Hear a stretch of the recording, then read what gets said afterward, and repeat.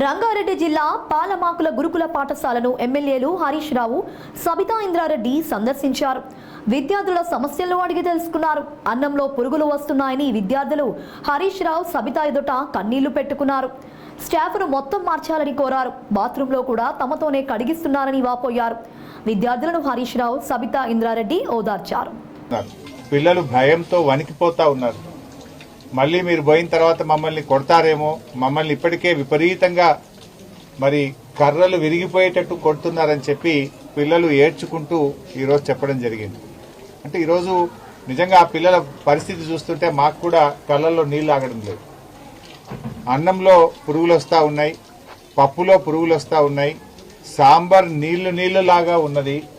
అసలు పురుగులు వస్తున్నాయి సార్ అంటే పురుగులు తీసేసి తినండి అని మమ్మల్ని కొడతా ఉన్నారని ఆ పిల్లలు తమ బాధను వెలుబుచ్చుతా ఉన్నారు. పాఠాలు సరిగా చెప్పడం లేదు, అందరూ గైడ్లు పెట్టుకుని పరీక్ష రాయమంటున్నారు. అటు విద్య లేదు, ఇటు భోజనము లేదు, కనీస సౌకర్యాలు కూడా లేవని చెప్పి పిల్లలు చాలా బాధపడతా ఉన్నారు.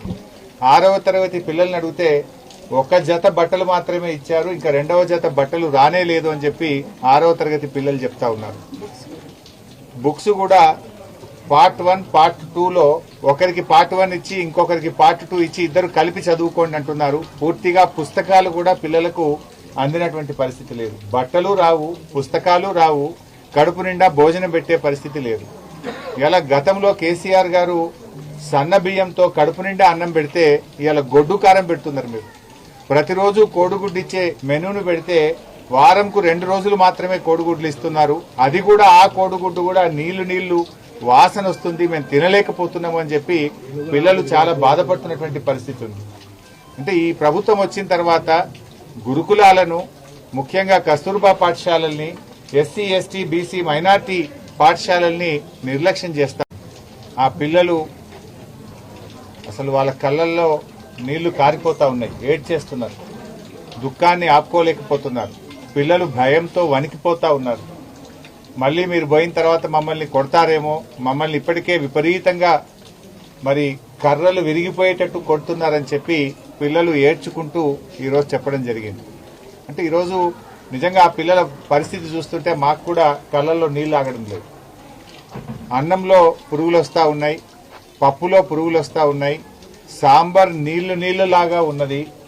అసలు పురుగులు వస్తున్నాయి సార్ అంటే పురుగులు తీసేసి తినండి అని మమ్మల్ని కొడతా ఉన్నారని ఆ పిల్లలు తమ బాధను వెలుబుచ్చుతా ఉన్నారు.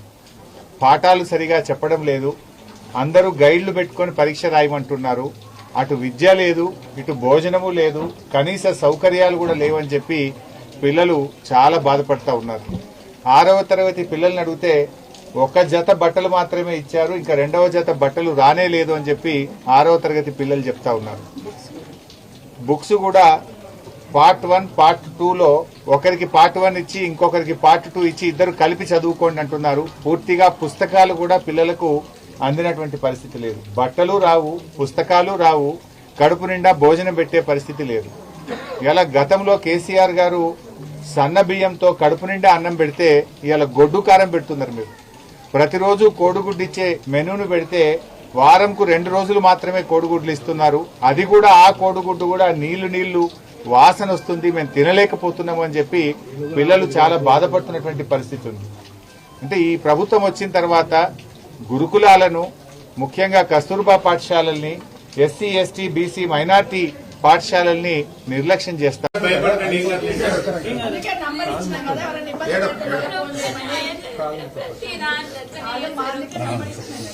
ఏం కాదు, 2 నిమిషాలు వస్తాయి. ఎందుకు భయపడుతున్నారు?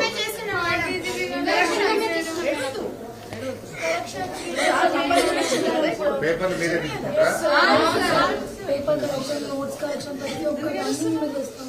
ఏం ఏడవద్దు, మీరు ధైర్యంగా ఉండాలి. ఇంత ధైర్యం కొట్లాడి ఎట్లా ఏడుస్తే ఇప్పుడు మీకు ఏమి ఇబ్బంది ఉన్నా మళ్ళీ నంబర్ ఉంచినాం కదా, 2 నిమిషాలు వస్తాం. మేము ఏం భయపడదు.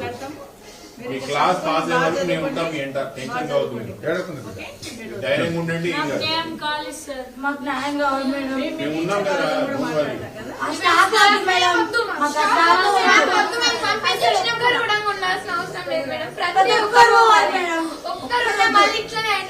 ఒక్కసారి ఈ రోజు అంటే మేడం మీద అంతా క్లీన్ చేపిస్తారు. మీరు ఒక్క రోజు ముందు వస్తారంటే ఈ రోజు మాతో ఊడిపించే రోజు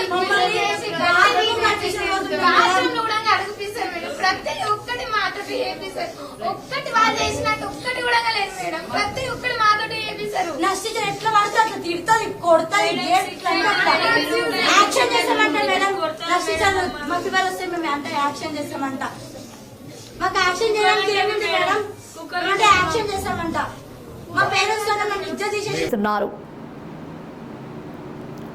కడప జిల్లా కొండాపురం మండలం దత్తాపురం ప్రాథమిక పాఠశాల వద్ద విద్యార్థుల తల్లిదండ్రులు నిరసన